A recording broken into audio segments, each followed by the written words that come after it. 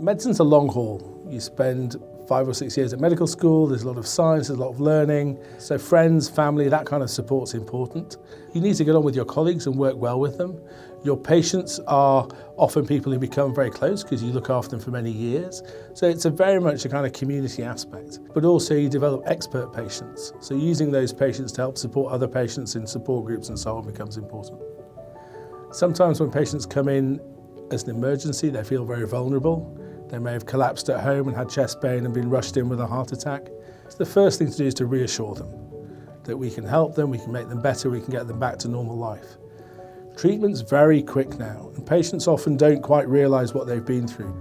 Whilst we need to reassure them, we also need to reinforce that it's important to take those lifestyle measures to reduce the risk of further events.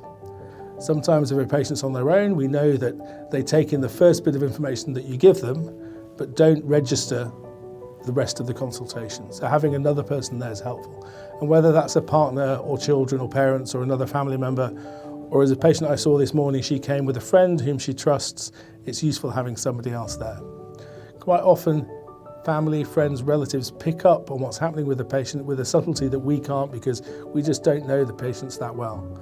So it's really important to have that extra eye from somebody who knows the patient well, who can say, well, actually, they're not quite themselves in this way. So to know who is at a patient's side, who can support them, that's important to understand how they're going to get back into their normal routine.